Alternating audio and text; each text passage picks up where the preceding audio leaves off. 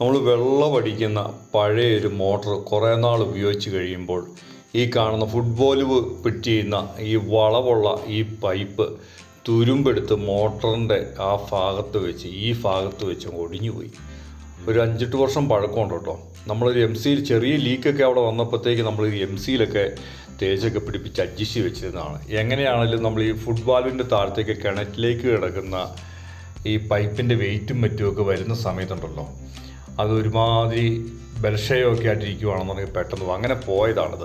അപ്പോൾ നമ്മൾ പറഞ്ഞു വരുന്നത് മറ്റൊന്നുമല്ല, ഈ സ്ഥാനത്ത് നമ്മൾ വേറൊരു പുതിയ പൈപ്പ് പിടിപ്പിക്കാനായിട്ട് പോവുകയാണ്. ഇത് നമ്മൾ കിണറ്റിലേക്ക് കിടക്കുന്ന ഫുട്ബോളിൻ്റെ അവിടെ നിന്ന് നമ്മളിത് അഴിച്ചെടുക്കുവാണ്. PVC ടൈപ്പാണ് നമ്മളിതിനകത്ത് അതിന് കൂടുതൽ മുറുക്കം കിട്ടാൻ വേണ്ടി ഉപയോഗിച്ചിട്ട് ഇത് കിണറ്റിലോട്ട് അടിക്കുന്നത്.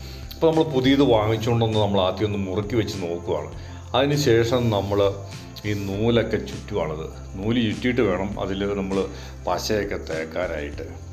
അപ്പോൾ നല്ല മുറുക്ക്, ഒരു കാരണവശാലും അവിടെ ലീക്ക് വരരുത്. ലീക്ക് തന്നെയല്ല, വെള്ളം വലിക്കുന്ന സമയത്ത് ഒരു സൂചിപ്പൊട്ട്, ഒരു തലമുടിനാര് ഗ്യാപ്പ് വന്നു കഴിഞ്ഞാൽ എയർ വലിച്ചു കഴിഞ്ഞാൽ എങ്ങനെയാണെങ്കിലും വെള്ളം കയറത്തില്ല, ഒരു കാരണവശാലും വെള്ളം കയറത്തില്ല. അപ്പോൾ മോട്ടറിൻ്റെ ഔട്ട്പുട്ട് പുറത്തേക്ക് ചാടുന്നോടം വരെയും ഒരു കാരണവശാലും ലീക്ക് വരാൻ പാടില്ല ഒരിടത്തും. ഇനിയിപ്പോൾ വെള്ളം പുറത്തേക്ക് പോകുന്ന ഔട്ട്പുട്ടിൽ എവിടെയെങ്കിലുമൊക്കെ ചെറിയ ലീക്ക് വന്നാലും ബാക്കിയുള്ള വെള്ളം മുകളിലേക്ക് കയറി പോകും.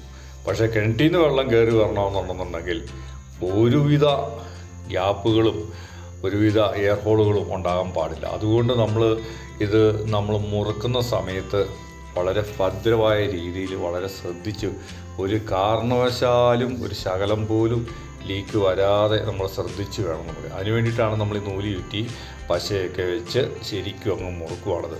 അപ്പോൾ ചില പശകളൊക്കെ വെച്ച് കഴിഞ്ഞാൽ 2 മണിക്കൂർ സമയത്തേക്ക് നമ്മൾ വെള്ളം അടിക്കരുത്. അത് അവിടെ ഇരുന്ന് ഉണങ്ങാനായിട്ട് നമ്മൾ സമയം കൊടുക്കണം. അതിന് ശേഷം അടിക്കുകയാണെന്നുണ്ടെന്നുണ്ടെങ്കിൽ നല്ലപോലെ അത് ഒട്ടിപ്പിടിച്ച് ശകലം പോലും ലീക്കില്ലാതെ നമുക്ക് അത് പിടിപ്പിക്കാൻ പറ്റും. ഇപ്പോൾ നമ്മൾ പിടിപ്പിക്കുന്നതെന്ന് പറഞ്ഞാൽ വെള്ളം പുറത്തേക്ക് നമ്മുടെ ടാങ്കിലേക്ക് വരാനുള്ള പൈപ്പാണ് നമ്മൾ പിടിപ്പിക്കുന്നത്. അതും തുരുമ്പൊക്കെ എടുത്തിരിക്കുകയാണ്. നമ്മൾ അഴിച്ച സ്ഥിതിക്ക് അവിടെ വളഞ്ഞിരിക്കുന്നതുകൊണ്ട് അവിടെ ചെറിയ ലീക്ക് പോലെയൊക്കെ വന്നു. അപ്പോൾ അങ്ങനെ വന്നപ്പോൾ അത്രയും ഭാഗം നമ്മൾ കട്ട് ചെയ്ത് കളഞ്ഞിട്ട് നമ്മൾ അവിടെ അത് ഇച്ചിരി ഇറക്കിയിട്ടിട്ട് അതിന് ക്ലിപ്പ് വെച്ച് മുറുക്കി അവനെ അങ്ങ് ഫിറ്റ് ചെയ്യുകയാണ് ചെയ്യുന്നത്. അപ്പോൾ അങ്ങനെയാണ് നമ്മൾ ഈ പഴയ പൈപ്പ് മാറ്റി പുതിയ പൈപ്പ് പിടിപ്പിക്കുന്നത്. ഓക്കെ.